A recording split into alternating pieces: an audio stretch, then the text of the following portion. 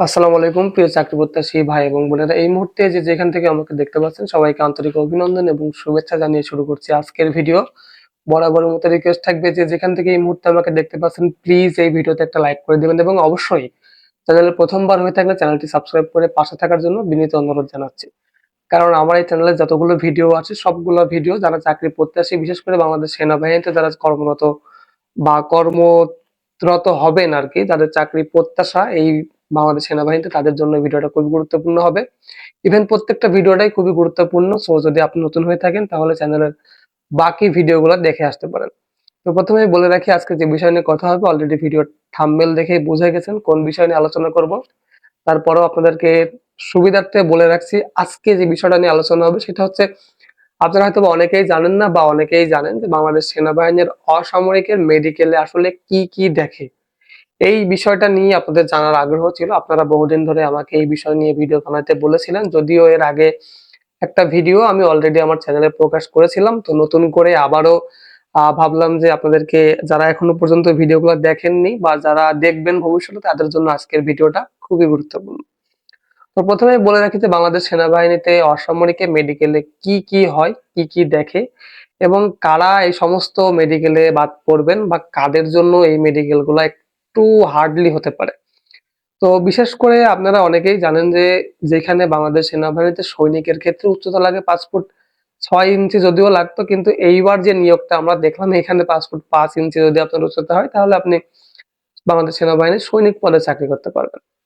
But অসামরিকে আপনারা অনেকেই হয়তো জানেন না যে এইখানে কিছু কিছু ট্রেড বা কিছু কিছু পদ বাদে তাছাড়া কিন্তু উচ্চতার কিন্তু কোনো প্রয়োজন নেই।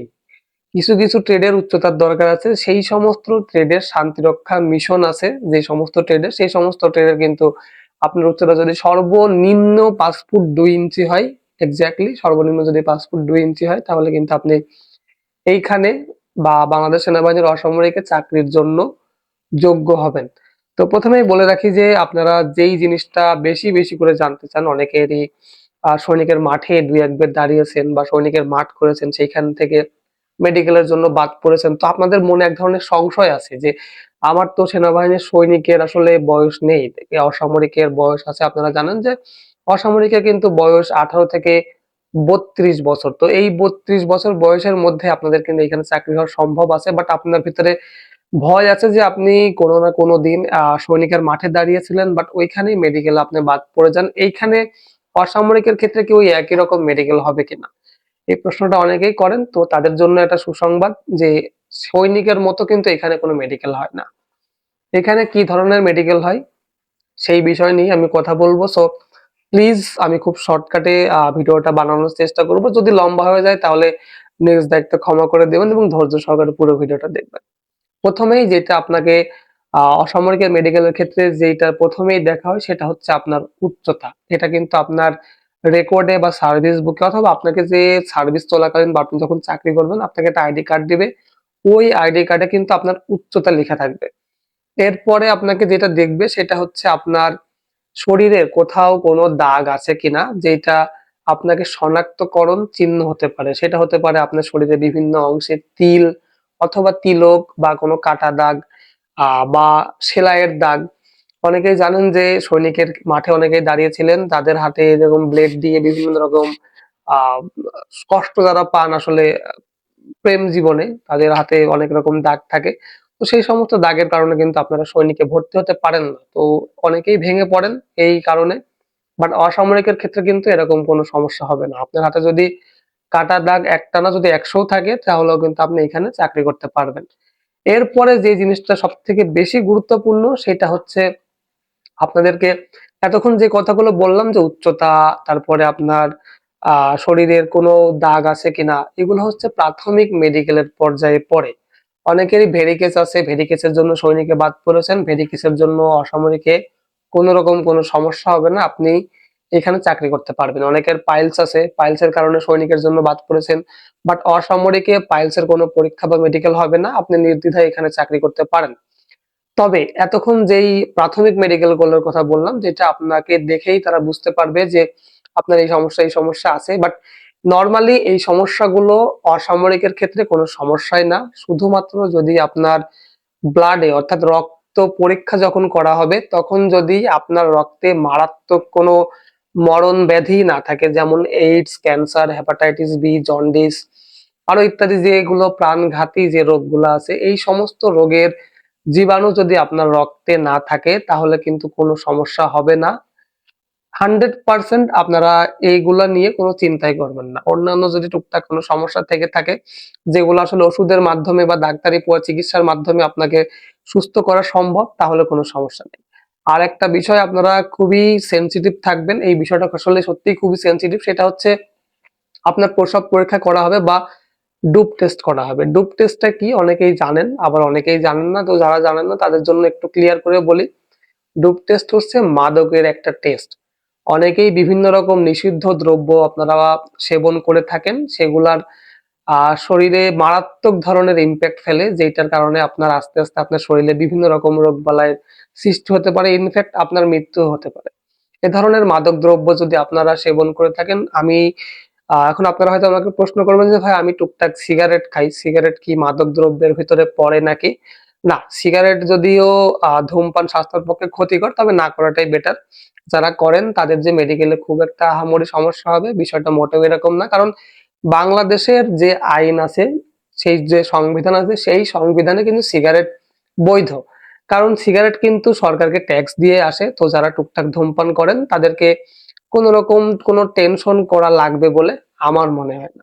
বেসিক্যালি সিগারেট ধূমপানের মাদকের ভিতর পড়ে না, কারণ এটা ওপেনলি খাওয়া যায়। মাদকের মধ্যে কোনগুলা পড়ে এইগুলো আসলে আমার নতুন করে বলার কিছু নেই, আপনারা অবশ্যই এগুলা জানেন।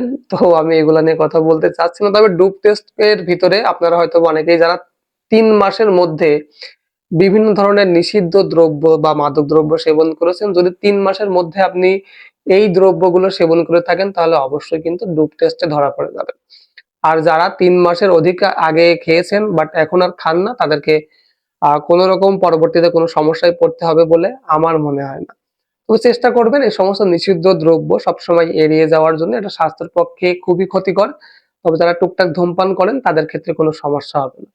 আর একটা কথা বলে রাখি, খুব সিক্রেট একটা বিষয়, অনেকেই হয়তোবা জানেন না বা অনেকেই জানেন। যখন আপনাদের ডোপ টেস্ট করা হবে বা প্রস্রাব পরীক্ষা করা হবে, বেশি বেশি করে ডাবের পানি এবং নরমাল পানি খাবেন। এতে আপনার যে প্রস্রাবের কালার সেটা একদম মিনারেল ওয়াটারের মতো সাদা হবে, এবং এই সাদা প্রস্রাবে কিন্তু কোনো রকম কোনো জীবাণু থাকে না। তো চেষ্টা করবেন বেশি বেশি করে পানি পান করার, অথবা ডাবের পানি পান করার। আর যারা ভাবছেন যে আমার এখনো 3 মাসের আগে আমি মাদকদ্রব্য, আপনার মনে পড়ছে না অ্যাকচুয়ালি, বা আপনি শিওর হতে পারছেন না যে 3 মাসের আগে খেয়েছেন না পরে খেয়েছেন, তাদেরকে একটা টিপস আমি দিতে পারি ফ্রিতেই। তারা বেশি বেশি করে টক খাবেন, যাতে করে এই সমস্যা বা এই জীবাণুটা আপনার শরীরের মধ্যে থেকে কেটে যায়। এছাড়া যাদের বিভিন্ন রকম অপারেশন আছে তাদের ক্ষেত্রেও কোনো রকম কোনো সমস্যা হবে না। তবে হ্যাঁ, আপনার যদি হার্টে সমস্যা থাকে, কিডনিতে সমস্যা থাকে, এই ক্ষেত্রে আপনি হয়তোবা বাদ পড়ে যেতে পারেন। অনেকের মাথার পাকা চুল আছে যার কারণে সৈনিক থেকে বাদ পড়ে যান, অসামরিকের ক্ষেত্রে এইটা কোনো ফ্যাক্ট না। আপনার শরীরের মধ্যে যদি মারাত্মক কোনো মরণ ব্যাধি বা সেরকম জীবাণু না পাওয়া যায়, সেই ক্ষেত্রে আপনি রিল্যাক্সে এইখানে চাকরি করতে পারবেন বলে আপনি আশা করতে পারেন। আরো অনেক কথাই বলার ছিল, ভিডিওটা অনেক লম্বা হয়ে গেল। আমি জানি যে আপনারা বিব্রত বোধ করছেন এত বড় বড় করে ভিডিও বানানোর জন্য।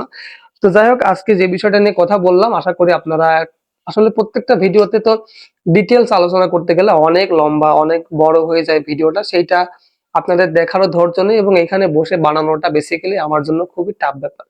তো সেজন্য বেশি বড় করে বলতে পারলাম না। তবে সাধারণভাবে যতটুকু যেগুলো মেজর প্রবলেম বা যেগুলো মেজর প্রবলেমে আপনি এইখান থেকে মেডিকেলে বাদ পড়ে যেতে পারেন, সেগুলোর কথাই বললাম। পরবর্তী ভিডিওতে ইনশাআল্লাহ যখন নিয়োগ বিজ্ঞপ্তি প্রকাশ হবে, আরো বিস্তারিত আপনাদের সঙ্গে তুলে ধরবো। সেই পর্যন্ত সবাই আমার সঙ্গে যেভাবে লেগে আছেন এইভাবে লেগে থাকেন। বেসিক্যালি আমি ইউটিউব থেকে কোনো টাকা পয়সা ইনকাম করি না, আমার চ্যানেলটা মনিটাইজেশন করাও না। সো আমাকে আপনারা নির্দ্বিধায় বিশ্বাস করতে পারেন, আমি কোনো ইউটিউবার না, আমিও একজন সরকারি এমপ্লয়ি। আমি শুধু আপনাদেরকে সাহায্য সহযোগিতা করার জন্য এই ভিডিওগুলো মেকিং করে থাকি, এবং শখের বশেই ইউটিউব চালাই। তো যাই হোক, পরবর্তী ভিডিও দেখার আমন্ত্রণ জানিয়ে আমি রাজ আজকের মতো এখানে বিদায় নিচ্ছি। সবাই ভালো থাকবেন, সুস্থ থাকবেন। আল্লাহ হাফেজ।